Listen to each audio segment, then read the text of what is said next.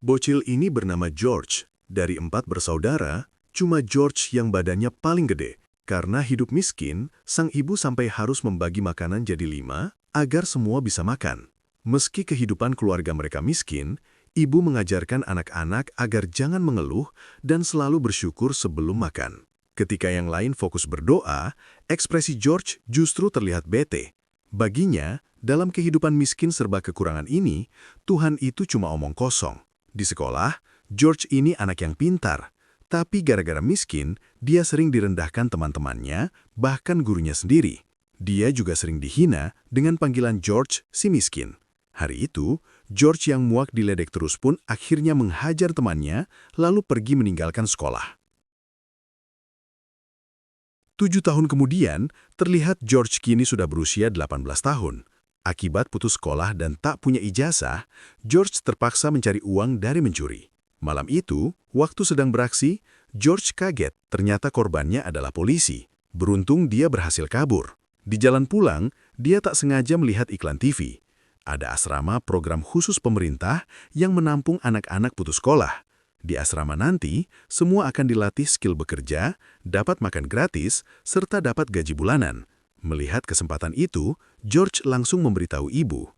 Ibu pun mengizinkan. Ibu hanya berpesan jika nanti saat hidup mandiri ada masalah, George jangan pernah menyerah dan teruslah fokus meraih cita-cita. Apapun yang terjadi, pokoknya nggak boleh pulang sampai jadi orang sukses. Ucapan sang ibu barusan membuat George semakin semangat. Besok paginya, setelah mendaftar, George mulai masuk asrama. Di kamar ketika membuka tas, George sangat senang. Ternyata ibu membelikannya sepatu baru dan selembar kertas pesan motivasi. George pun mulai belajar dengan semangat. Waktu istirahat, George kaget kenapa sepatu barunya hilang.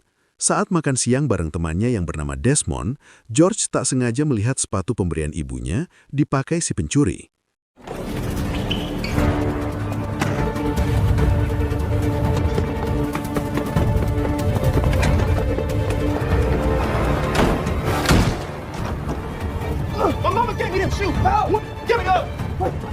Beruntung ada petugas bernama Doc datang melerai. Akibat membuat keributan sampai merusak pintu asrama, Doc terpaksa harus memulangkan George. Di mobil waktu mau diantar ke halte bis, George terus memohon agar tak dipulangkan. Ia minta maaf sambil bilang kalau asrama ini adalah satu-satunya harapan yang dia miliki. Mendengar itu, Doc terdiam kasihan. Doc lalu menawarkan gimana kalau George jadi petinju. Dengan badan dan kekuatan sebesar tadi, Doc yakin suatu saat nanti, George pasti bisa jadi atlet tinju sukses. Meski tak mengerti tinju sama sekali, tapi demi tak dipulangkan, George pun setuju. Di tempat latihan setelah memakai serum tinju, Doc menjelaskan beberapa aturan di dalam ring. Ketika semua siap, George pun memulai latihannya.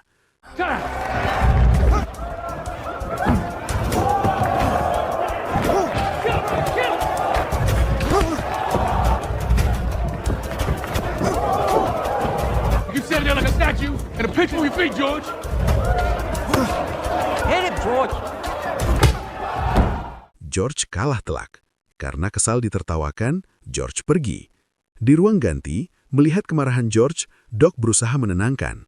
Ia menasihati George terlalu memikirkan pendapat orang lain sampai tak fokus belajar. Walaupun kekuatan George besar, tapi bila tak menguasai teknik, maka tak mungkin bisa menang. Setelah jam latihan bubar, Doc mulai melatih George teknik-teknik dasar bertinju. Selama berlatih, Doc menjelaskan kalau tinju itu bukan cuma tonjok-tonjokan doang, tapi juga harus mengontrol pikiran. Jika bisa menguasai pikiran, maka bisa mengendalikan jalannya pertandingan. Minggu demi minggu berikutnya, George terus berlatih.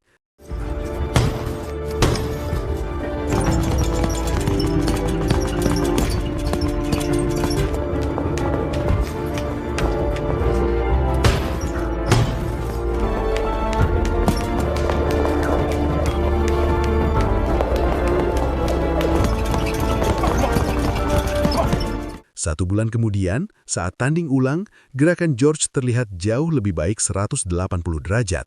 Dengan pukulan keras, dia berhasil menang mudah. Selesai tanding, George menemui Doc dan minta ikut kejuaraan dunia kelas berat. Ia lalu menunjukkan majalah tinju sambil bilang kalau dia ingin sukses kaya raya seperti petinju terkenal bernama Joe Frazier. Melihat semangat anak muda itu, Doc menjelaskan untuk bisa mengikuti kejuaraan dunia, George harus memenangkan beberapa pertandingan profesional terlebih dahulu.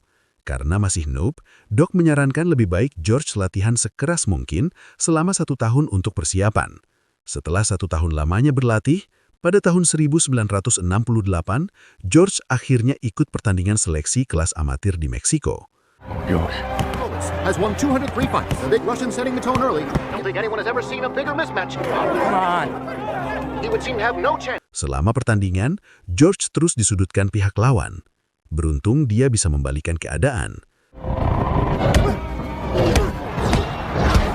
George Foreman. The fighting Foreman is turning. The gold medal and a stunning upset.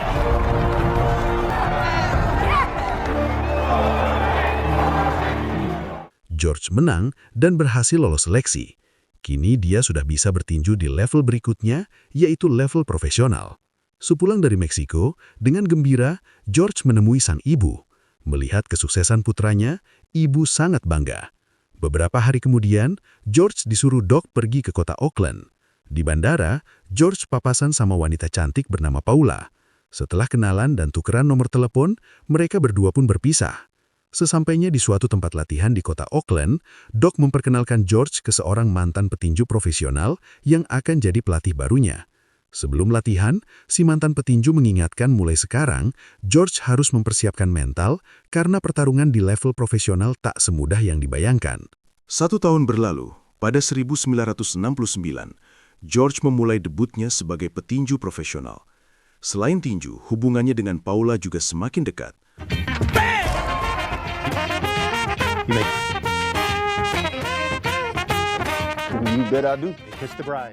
Setelah menikah, tahun demi tahun George terus memenangkan pertandingan profesionalnya tanpa pernah kalah sekalipun.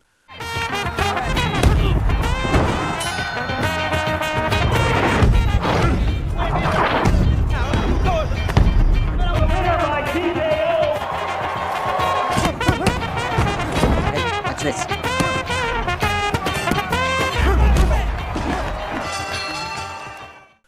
4 tahun lamanya bertinju di level profesional, kini George akhirnya layak bertanding di kejuaraan dunia kelas berat.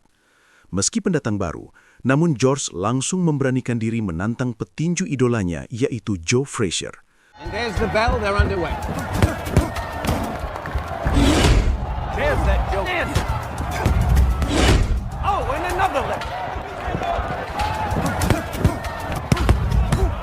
It is. Down goes Frazier. Heavyweight champ is taking the and George Foreman is real surprise. He's just hitting him again and again. Foreman is all over him again.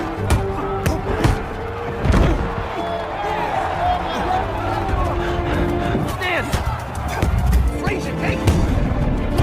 How much target practice? Syukur alhamdulillah, George menang. Artinya, dia telah merebut gelar juara.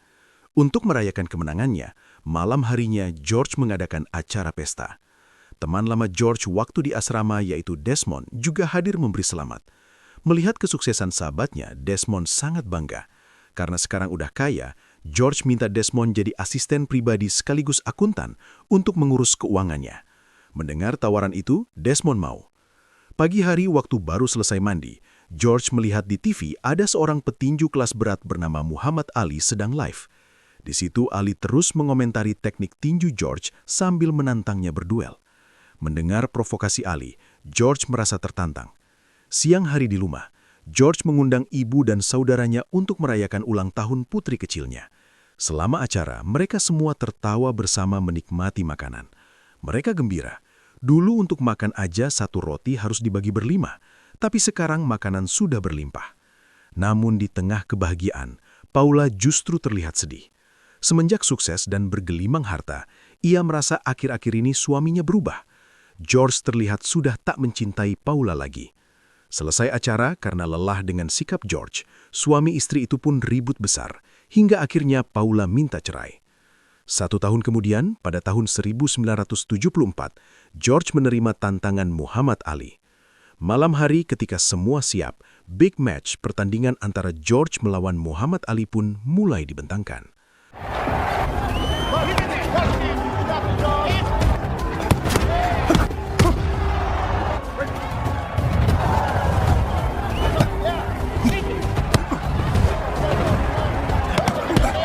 Let him go, come on. Phone pounding.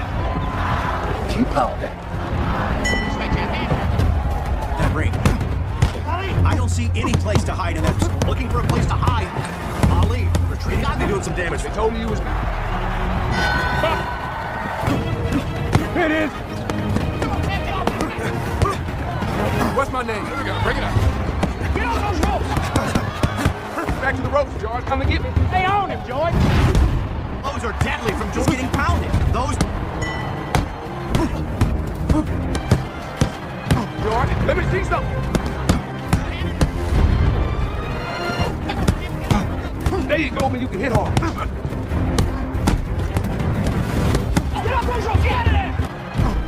Ronde demi ronde, George selalu berusaha menyerang Ali, tapi karena terus-menerus menyerang, staminanya habis di ronde ke-8. Melihat pukulan George semakin melemah, Ali pun menyerang balik. Foreman looks tired. Big right hand. My turn.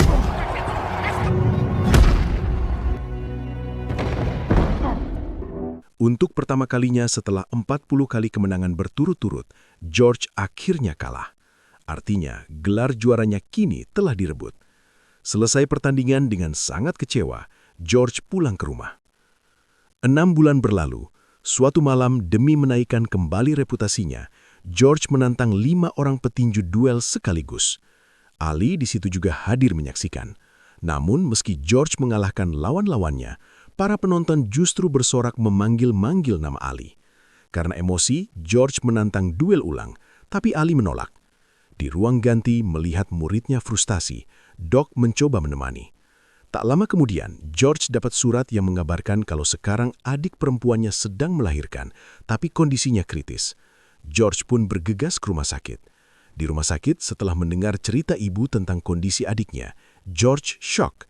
Satu-satunya harapan hanyalah keajaiban Tuhan. Di tengah kesedihan, George berlutut. Untuk pertama kali dalam hidupnya, George berdoa sambil menangis. Dia memohon, Tuhan, ambillah nyawaku, jangan adikku. Sepanjang malam, George terus berdoa tanpa henti hingga pagi harinya ketika terbangun. Sang ibu memberitahu kalau adik dan bayinya berhasil selamat. Mendengar kalimat itu, George akan tak percaya. Ternyata Tuhan benar-benar ada. Tuhan benar-benar mengabulkan doanya. 3 tahun kemudian, suatu hari terlihat George sedang bertanding dengan petinju kelas berat bernama Jimmy Yang. Namun akibat trauma karena kalah melawan Ali dulu, kemampuan George seperti menurun.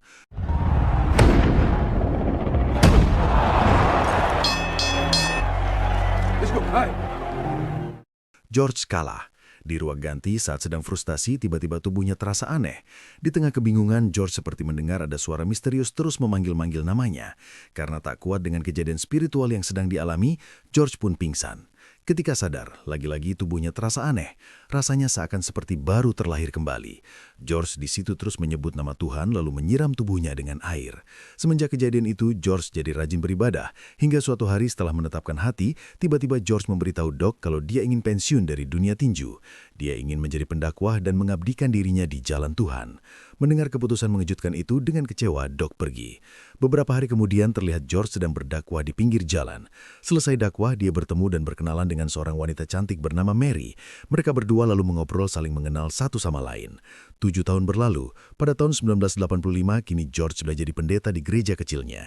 Ia dan Mary juga sudah menikah serta punya 2 anak. Suatu pagi di rumah ketika sedang menonton TV, ada berita tentang 2 bocah ketangkap polisi gara-gara mencuri. Melihat berita itu, George teringat kenangan masa kecilnya dulu. Ia pun berencana membuka tempat olahraga untuk mendidik anak-anak jalanan miskin. Minggu depannya, setelah mensurvei lokasi gedung bersama Desmond, George langsung membelinya.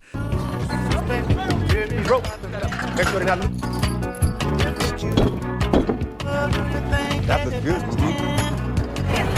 Come on, enjoy yourself. Namun beberapa bulan berjalan mendadak listrik mati. Ketika diperiksa, George kaget. Ternyata selama ini dia tak pernah membayar listrik. Karena merasa ada yang gak beres, dia pergi ke bank untuk memeriksa laporan keuangan. Petugas bank di situ memberitahu seluruh uang tabungan sudah habis. Bahkan sekarang George punya hutang di bank. Mendengar itu, George shock. Ia tak menyangka uang hasil kerja kerasnya selama ini hilang. Malamnya, George mencari Desmond di bar. Dengan emosi, dia mengejar Desmond lalu bertanya kemana uangnya. Desmond pun minta maaf sambil menjelaskan semua uang habis gara-gara investasi bodong. Mendengar penjelasan itu, George terdiam lemas. Keesokan harinya, George mencoba mencari model iklan untuk mencari penghasilan. Ia juga menjual souvenir ke penggemarnya. Tapi saat dihitung-hitung, uang yang dia kumpulkan masih belum cukup untuk melunasi hutang-hutangnya di bank. Besoknya, karena tak bisa membayar hutang, pihak bank terpaksa menyita gedung olahraga George. Dari kejauhan, waktu melihat anak-anak jalanan tak bisa berlatih lagi, hati George terasa perih. Ia lalu menemui Doc. Setelah menceritakan kondisinya, George memohon agar Doc mau melatihnya lagi seperti dulu. Melihat keseriusan mantan muridnya, Doc memutuskan setuju. Tapi dengan syarat pertama-tama George harus nurunin berat badannya. Mendengar jawaban Doc, George sangat senang.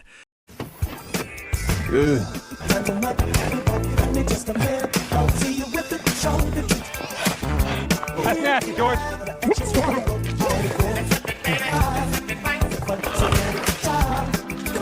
Ready for pancakes? I'm ready.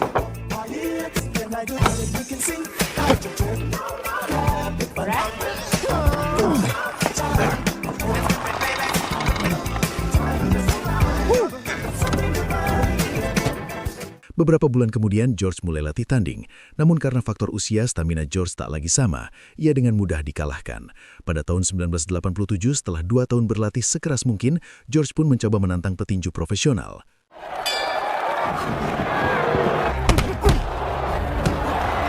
Fight me when we go home. Come on. Fight. You want to fight?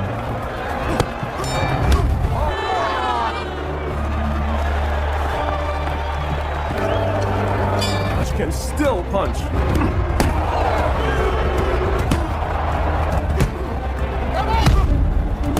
Finish him. What's happening? Back with a big win. George menang. Berita tentang kemenangan dan kemunculan kembali George juga viral. Pertandingan demi pertandingan pun terus dia lalui, hingga akhirnya George berhasil kembali memasuki kejuaraan dunia kelas berat lagi. Hari itu ia menantang petinju pemegang gelar juara dunia bernama Michael Moorer.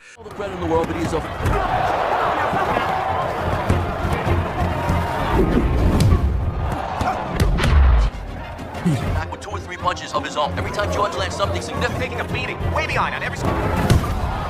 Uppercut by Moore. now he just looks so tight. Selama pertandingan, George terus disudutkan lawan. Di ronde 9 ketika jeda, karena khawatir Doc mencoba menghentikan pertandingan, tapi George menolak. Dengan tenang, George memberi isyarat kalau dia pasti akan menang. Setelah bel berbunyi, pertandingan pun kembali dilanjutkan.